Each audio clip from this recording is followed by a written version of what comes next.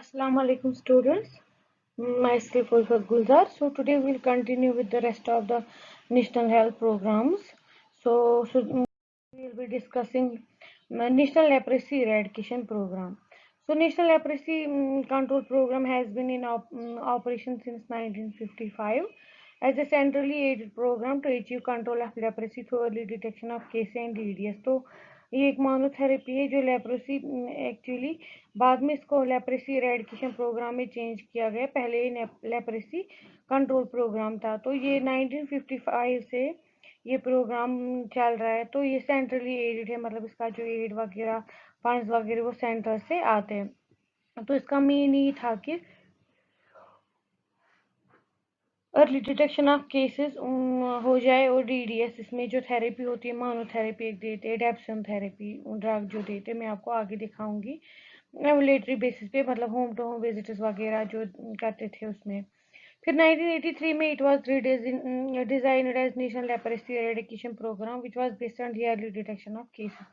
तो 1983 में क्या हो गया, इस प्रोग्राम का नेम चेंज हो गया। फिर इसका प्रोग्राम का नाम चेंज करके नेशनल लेप्रोसी इरेडिकेशन मीन्स इतने केसेस कम करना कि एक खत्म ही हो जाए। तो उसमें क्या होते थे, ईयरली डिटेक्शन ऑफ केसेस करते थे। किस तरह के डिटेक्शन ऑफ केसेस करते थे, पॉपुलेशन सर्वे, स्कूल सर्वेज करते थे, वॉलंटियर रेफरल्स करते थे। तो short term multi drug therapies में देते थे, health education, ulcer and deformity care और रिहेबिलिटेशन एक्टिविटीज इसमें करते थे। एक्चुअली इसमें एक अल्सर सा बनता है जो जो आहिस्ता आहिस्ता जहाँ पे वो बनता है वो पार्ट आहिस्ता आहिस्ता डिफॉर्मिटी हो जाती है, उसमें अल्सर फॉर्मेशन होती है। तो ऐसे पार्ट में फिर डिसेबिलिटी हो जाती है, इंसान हैंडीकैप्ड भी हो सकता है, जैसे नर्व डैमेज इसमें होता है। तो फिर रिहेबिलिटेशन एक्ट सर्विसेज की ज़रूरत पड़ती है। तो जो जैसे मैंने कहा कि ये सेंट्रली एडेड प्रोग्राम है। इसके मेन ऑब्जेक्टिव्स यही थे कि हम इन्फेक्शस केसेस को नॉन इन्फेक्शस बनाए। वो किस तरह से बनाएंगे, जो इसका ट्रांसमिशन है वो अरेस्ट करे, रोक सकें हम। मतलब जहाँ अगर किसी को हो भी गया तो उसको क्या करना है, ड्रग थेरेपी से हम उसका ट्रांसमिशन रोक सके, रिड्यूस करें मैग्नीट्यूड। जो ये प्रॉब्लम है बढ़नी नहीं चाहिए, इसका मैग्नीट्यूड कम होना चाहिए। तो स्ट्रेटजीज फार्मूले इसमें कौन कौन सी स्ट्रेटजीज ली गई, to detect case of leprosy early and to provide treatment with sulphone monotherapy through trained workers on ambulatory basis. तो इसमें मेन ही है कि मतलब लेप्रेसी केसेस को अर्ली डिटेक्ट करें, ट्रीटमेंट प्रोवाइड करें। हम ये डेप्सोन या सेलफोन थेरेपी जो उसमें देते हैं उससे हम डिटेक्ट करें, जो मोनोथेरेपी उससे डिटेक्ट कर सकें हम केसेस को, और प्रॉपर ट्रीटमेंट देके एम्बुलेटरी बेसिस पे हम का पेशेंट जो है डिटेक्शन उनका करें थ्रू ट्रेन वर्कर्स। तो इसमें मेनली क्या आता है, decentralised integrated leprosy services through general health care. जो जनरल हेल्थ केयर सिस्टम है, डिसेंट्रलाइजेशन मीन्स के locally local primary health centres, community health centres पे लोकली अवेलेबिलिटी रखें हम, सो दैट हम हेल्थ केयर सिस्टम को अच्छे से सपोर्ट कर सके। Early detection and complete treatment of new leprosy case, अगर नए लेप्रेसी केस उनको हम जल्दी से डिटेक्ट करें और कंप्लीट ट्रीटमेंट उनका कर सके। Household contact survey for multibacillary and child cases, early diagnose and prompt MDT जिसमें मल्टी ड्रग थेरेपी ट्रीटमेंट देते हैं उसको अर्ली डायग्नोसिस करना और अर्ली ट्रीटमेंट करना। MBK, rifampicin, dapsone, clofazimine, 12 pulses in 18 months। Usually इसमें जो थेरेपी देते हैं मल्टीबैसिलर मीन्स अगर बहुत सारे बैसिलर्स इन्वॉल्व होंगे तो ये उस टाइम हम रिफेम्पिसिन, डेप्सोन और क्लोफेजिमिन एक थेरेपी होती है। एक किट आता है जिसमें तीनों ड्रग्स आते हैं, उसमें 12 पल्सेस देते हैं, मतलब 12 ये क्या कहते हैं 12 ये ड्रग थेरेपीज देते हैं 18 महीने में। तो पीबी अगर पैसे वैसलर केसेस होंगे तो रिफेप्सिन और सिर्फ डेप्सोन देते हैं, उसमें सिर्फ 6 कोर्सेज देते हैं 9 मंथ्स में। तो involvement of Asha for early detection and completion of MDT इसमें इंपॉर्टेंट है बहुत ज़्यादा। हमें ट्रीटमेंट को आधा नहीं छोड़ना है, अर्ली डिटेक्शन करना है, प्रॉपर डायग्नोसिस करनी है। Disability prevention and medical rehabilitation DPMR services जो इसमें है वो हमें अर्ली डिसेबिलिटी प्रिवेंशन करना चाहिए, मेडिकल रिहेबिलिटेशन करना चाहिए। IEC for reduction of stigma and encourage self reporting to PACs, information education and communication. इसमें क्या होता था, पहले पहले जब लेप्रेसी किसी को होता था, कोड जिसको बोलते हैं, तो बेचारे उनको फिर क्या बोलते थे, अनटचेबल हो जाए, उनको कोई छूता ही नहीं था, उनको अपनी कम्युनिटी में नहीं रहे। फिर इसीलिए बहुत उस टाइम पे क्या किया गया, बहुत सारे कम्युनिटी होम्स बनाए गए, सो दैट कम्युनिटी होम्स में ऐसे पेशेंट्स बेचारे रह सके, क्योंकि उनको फिर नॉर्मल कम्युनिटी में रहने नहीं देते थे। और अगर कोई केस होगा भी तो PAC पे जल्दी रिपोर्टिंग होनी चाहिए।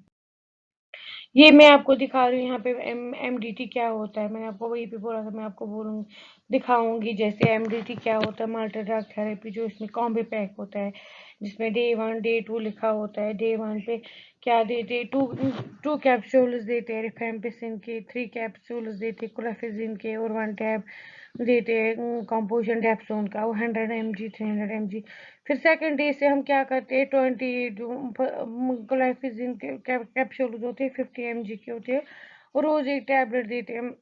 सेकंड डे से 28th डे तक हम ये रोज देते हैं, ये 2 टैबलेट्स, एक कैप क्लोमिजिन का और दूसरा डेप्सोन का।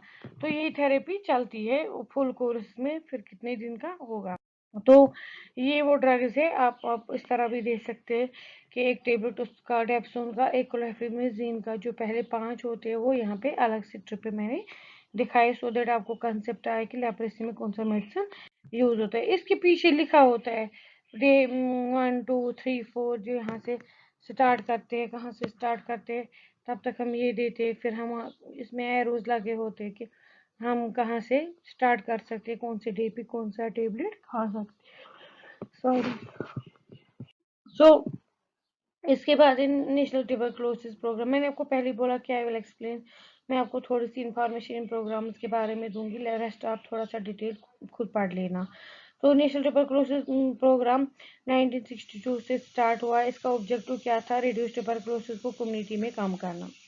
Public health, major public health problem है उसको डिटेक्शन अर्ली करना, केसेस को थोड़े कम करना, to vaccinate newborns and infants with BCG and to undertake the objectives in indicated manner through all the existing health institutions in the country. जो BCG है वो भी इसी के अंडर हम देते हैं, ट्यूबरक्लोसिस प्रोग्राम के अंदर। तो इन 1992 government of India, WHO and world bank together reviewed that national tuberculosis program, and this program is known as revised national tuberculosis control program, which aims augmentation of case finding activities, involvement of NGOs, IC and improved operational research। तो फिर 1992 में ये revise हो गए। पहले national tuberculosis programme था, फिर national revised tuberculosis control programme हो गया। फिर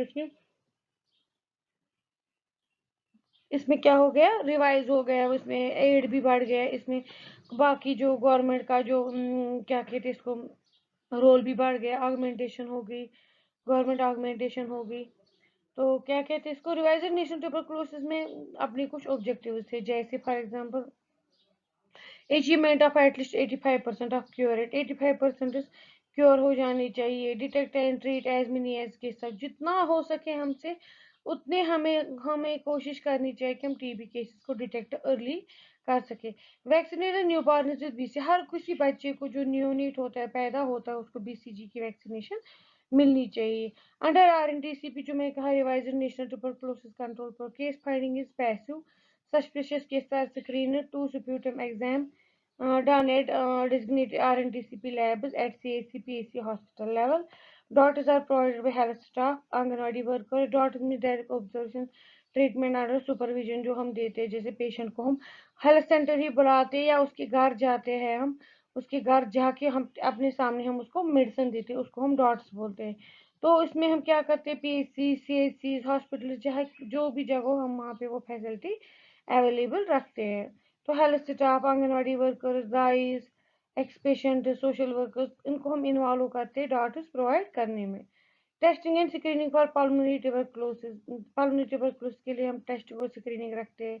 any person with symptoms and sign suggestive of tuberculosis including, अगर कोई भी हमें ऐसा लगे जिसमें ट्यूबरक्लोसिस के सिम्टम्स है, for example greater than 2 weeks of cough होगा, फीवर होगा, या सिग्निफिकेंट वेट लॉस होगा, हिमोप्टिसिस मीन्स के वो कफ कर रहा है तो उसको ब्लीडिंग हो रही है कफ के साथ, तो and any abnormality in chest radiogram, हमें चेस्ट रेडियोग्राम एक्सरे जब पेशेंट का करते हैं उसमें हमें कोई एबनॉर्मलिटी लगती है, हमें ऐसे पर्सन को टीबी के लिए इवेलुएट करना चाहिए, चाहे फीवर हो, कफ हो मोर देन 2 वीक्स, बहुत ज़्यादा वेट लॉस हो रहा है, खांसी के साथ खून भी आ रहा हो, तो ऐसे पेशेंट्स को हमें ट्यूबरकुलोसिस के लिए इवेलुएट करना चाहिए।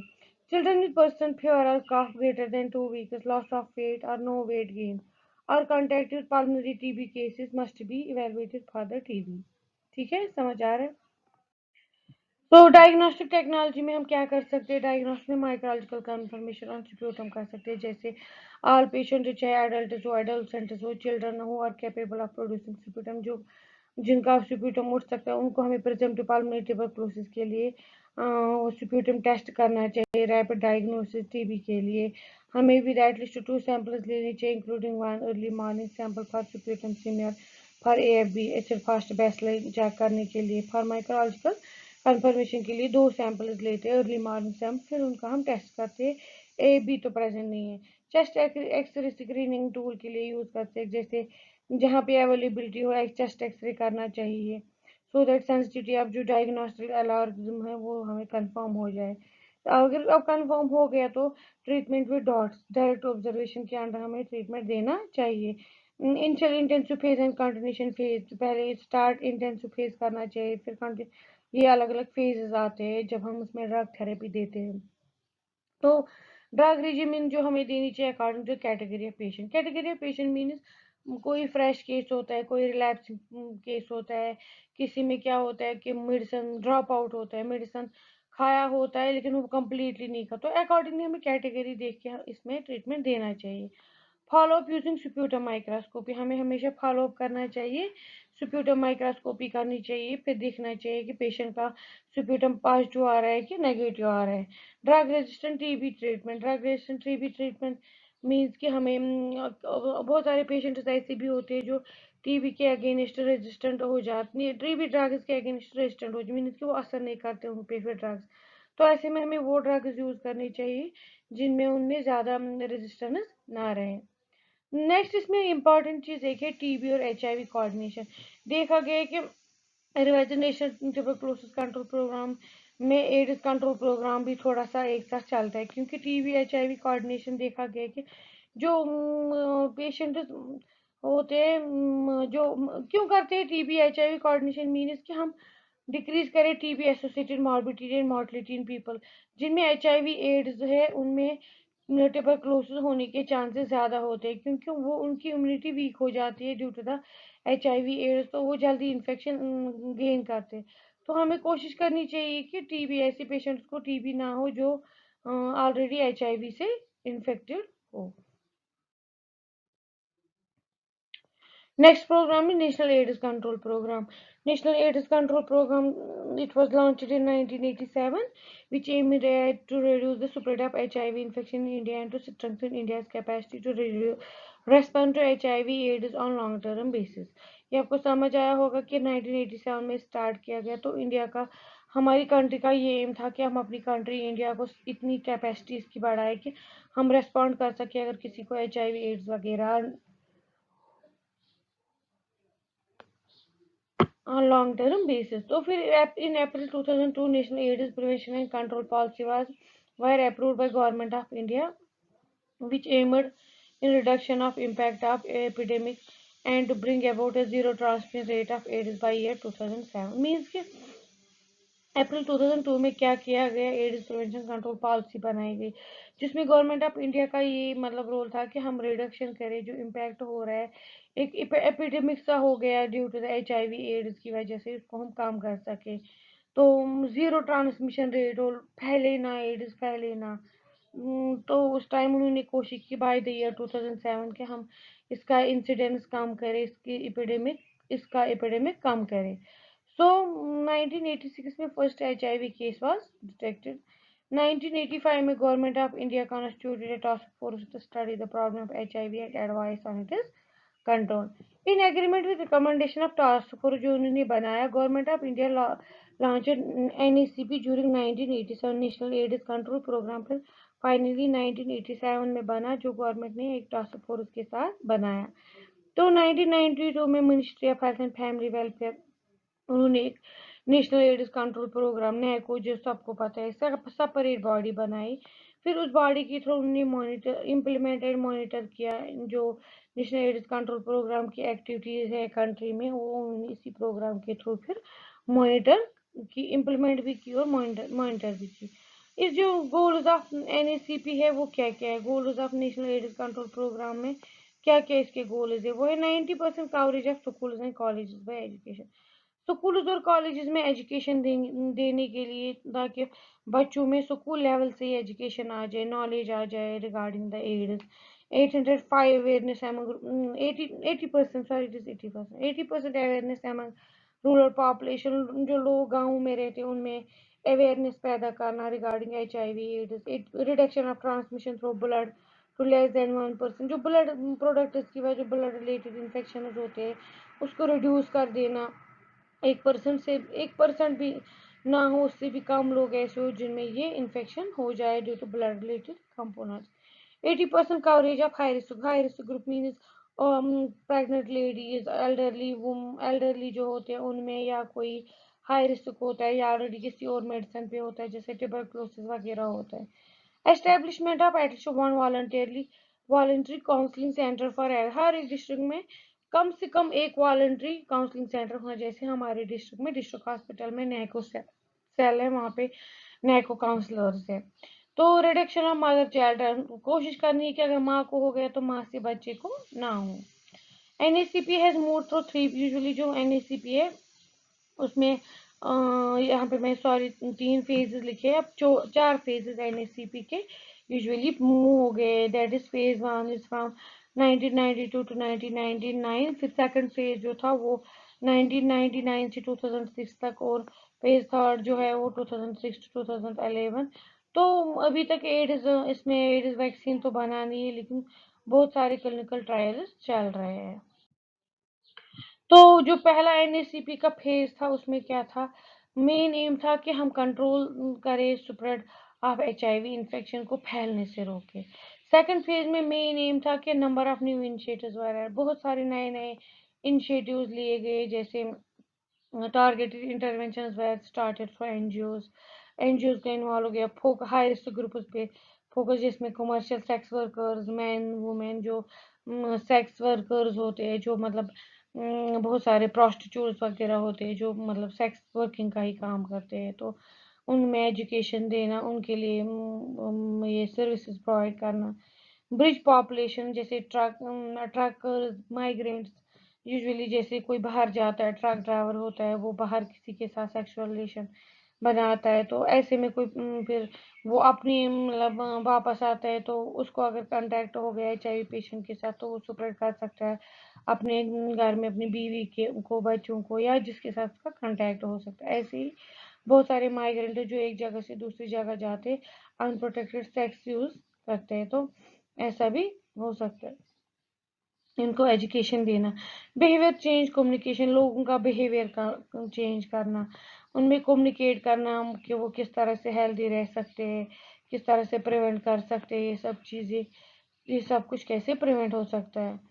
तो management of STD, sexually transmitted diseases, जो सेक्सुअली ट्रांसमिट डिजीज हो सकते हैं वो कैसे हम प्रिवेंट कर सकते हैं। कंडम प्रमोशन हो गया इसमें। Reported storage infection control and waste management है already been introduce under NACP phase third. Development of guidelines on ICWM, जो इंटीग्रेटेड जो उसमें मैनेजमेंट है उसके लिए गाइडलाइंस बनाना, ट्रेनिंग मैनुअल्स बनाना, ट्रेनिंग बहुत सारी कैटेगरीज को ट्रेनिंग देना, टीचिंग प्रोफेशनल्स को, टेक्निकल प्रोफेशनल्स को ट्रेनिंग देना, सो दैट उनको में नॉलेज आ जाए कि HIV एड्स क्या है, कैसे होता है, कैसे फैलता है, हम उसको कैसे प्रिवेंट कर सकते हैं। Special focus and guidelines on needless disposal and management of IDU intervention. तो उसके लिए भी जो नीडलेस वगैरह या ड्रग इंट्रोडक्शन, या जो हम यूज़ करते हैं इंट्रावेनसली, या कोई भी ऐसा आइटम जो शार्प होता है, जो ब्लड स्टेन होता है, तो उसको हमें प्रॉपरली डिस्पोज करना है। तो ensuring adequate supplies for personal protective equipment, जैसे आपको पता होगा ग्लव्स, मास्क वगैरह, इनका प्रॉपर यूज़ कैसे करते हैं। Inclusion of IC activities through TI monitoring reports, मतलब ये information communication education activities promote करना। NECP phase 4 is scheduled to be start from, जो 4th फेज है वो 2012 से ऑनवर्ड्स से आज तक चल रहा है, और उसके अंदर बहुत सारी सर्विसेज प्रोवाइड की जा रही है। तो इसमें बहुत सारी जो सर्विसेज है स्ट्रेटजीज अलग अलग है। जैसे स्ट्रेटजी फर्स्ट में, इसमें पहली स्ट्रेटजी है कि intensifying and consolidating prevention services focus on high risk groups and vulnerable population, general population. तो मीन्स के इंटेंसिफाई करना, इंक्रीज करना, कंसोलिडेट करना, ऐसी सर्विसेज पे फोकस करना जिसमें हम हाई रिस्क ग्रुप्स को, वल्नरेबल पॉपुलेशन या जनरल पॉपुलेशन को इन्वॉल्व कर सके। For example pregnant ladies, immuno compromised person होंगे जो हाईली ट्राइबल एरियाज में, या सेक्सुअल वर्कर्स होते, इनको वल्नरेबल पॉपुलेशन बोलते हैं।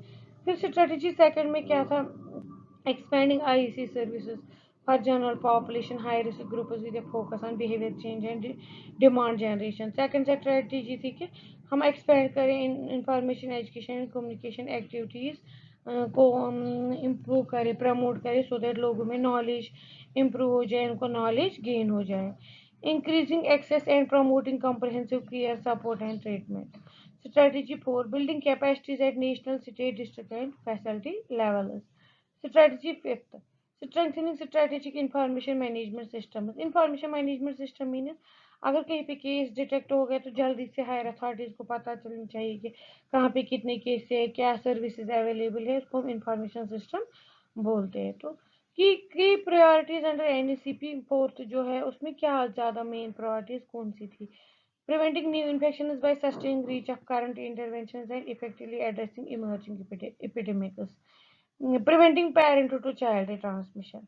Focusing on IEC strategy, मैंने बोला information education and communication strategies for behavior change in जो HRG awareness among general high risk group, HRG is high risk group, तो awareness among general population, demand generation for HIV services।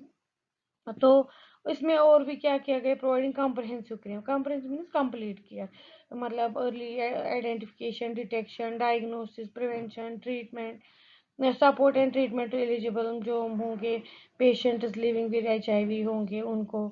तो ensuring effective use of strategic information at all levels of program, building capacities of NGOs and civil society partners, especially in states of emerging, जहाँ पे emerging epidemics होंगे वहाँ पे building of capacities through NGOs and civil society, integrating HIV service with the health system in a phased manner। In HIV service को general health के साथ integrate करना। Mainstreaming HIV and AIDS with all key central and state ministry departments, and leveraging the resources of respective departments। Leveraging social protection and insurance mechanisms banana, social protection के लिए बहुत सारी services banana, so that हम इसको general department के साथ converge कर सकें। Next programme is national polio eradication programme. जैसे आपको पता है कि ये पहले नेशनल पोलियो कंट्रोल, फिर आहिस्ता आहिस्ता इरेडिकेशन बन गया। तो 1978 में गवर्नमेंट ऑफ इंडिया ने expanded programme of immunisation start किया। फिर 1985 में जो एक्सपेंडेड प्रोग्राम हो गया, इसको अपग्रेड किया इंटू यूनिवर्सल इम्यूनाइजेशन प्रोग्राम। फिर 1988 में वर्ल्ड हेल्थ असेंबली ने एक रेजोल्यूशन पास की कि हम गोल अचीव करेंगे global eradication of poliomyelitis by the year 2000 तक हम ये खत्म कर देंगे। 1995 में दिसंबर 1995 में गवर्नमेंट ऑफ इंडिया ने इंट्रोड्यूस की एक स्ट्रेटजी जिसका उन्होंने नाम रखा pulse polio immunisation programme. Pulse इसको क्यों बोलते थे, क्योंकि ये हर एक जगह एक ही दिन एक ही टाइम पे होता था। And complement by acute flaccid paralysis surveillance activity during 1997। और जब फ्लैसिड पैरालिसिस के केसेस भी आने लगे तो उसके बाद क्या हुआ, तो उन्होंने कहा कि हम पल्स पोलियो स्टार्ट करेंगे।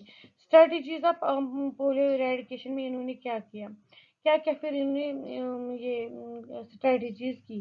पहली स्ट्रेटजी थी रूटीन इम्यूनाइजेशन, जो आपको पता है जो आज भी रूटीन इम्यूनाइजेशन होती है एट बर्थ। तो सप्लीमेंट्री इम्यूनाइजेशन, फिर सप्लीमेंट्री इम्यूनाइजेशन की और acute flaccid paralysis surveillance start किया। तो routine immunisation 3 doses of OPV होता था, 6th 10th एंड 14th जो होते थे ये डोजेस लगते थे। फिर सप्लीमेंट्री इम्यूनाइजेशन में क्या होता है, पल्स पोलियो इम्यूनाइजेशन सब नेशनल लेवल पे होती थी, मॉप ऑफ इम्यूनाइजेशन होती थी। आजकल जैसे आपको पता है कि आईपीवी आ गया है, इंट्रावेनस पोलियो वैक्सीन आ गया है, तो उसकी वजह से क्या होता है, तो वो जो शेड्यूल पहला था वो थोड़ा चेंज हो गया। तो पल्स पोलियो इम्यूनाइजेशन में 1995 से जो concept of pulse polio was introduced by government of India. तो pulse polio denotes sudden simultaneous mass administration of OPV to under 5 children with 2 doses of OPV, each of 2 drops with 6 weeks intervals as on the indicated days। आप लोग एक काम कर लेना, recent pulse polio immunisation programme आप खुद पढ़ लेना। मैं आपको पिछला पढ़ा रही हूँ कि जो पल्स पोलियो इम्यूनाइजेशन प्रोग्राम है वो कैसे स्टार्ट हुआ, पहले क्या था और किस तरह से रन कर। जैसे आजकल आईपीवी स्टार्ट हो गया, you will go through the IPv. तो जैसे हम बोलते थे 2 बूंद जिंदगी की, इसमें 2 ड्रॉप्स देते थे with 6 weeks interval on indicated days. तो पोलियो संडेज होती थी यूजुअली, पल्स पोलियो जब ये ड्रॉप्स डालते थे संडेज को डालते थे, एक तो मंथ ऑफ अक्टूबर में और फरवरी में। इरेस्पेक्टिव ऑफ प्रीवियस इम्यूनाइजेशन, चाहे पिछला क्या होता था, लेकिन हर साल ये पल्स पोलियो जो 5 साल तक के बच्चे होते थे उनको इम्यूनाइजेशन लेनी पड़ती थी। With the concept of PPI, there was reduction in incidence of poliomyelitis, but not to be satisfactory level। Pulse polio immunisation के बाद केसेस कम हो गए, लेकिन उतने ज़्यादा नहीं हुए। There was continuous outbreaks of poliomyelitis, so Government of India intensified PPI program during 1999 from 1 day booth activity to 3 days program। पहले सिर्फ एक ही दिन होता था, फिर उन्होंने क्या किया, 3 दिन तक बनाया। इसमें क्या किया गया, ये इंटेंसिफाई किया गया ताकि हम डिटेक्ट कर सके और इम्यूनाइज करें उन बच्चों को भी जो मिस्ड एंड एलिजिबल चिल्ड्रन होते हैं, जिनकी इम्यूनाइजेशन बूथ्स पे नहीं हुई ड्यू टू सर्टेन रीजन, वो इम्यूनाइजेशन अपनी कंप्लीट नहीं कर पाए।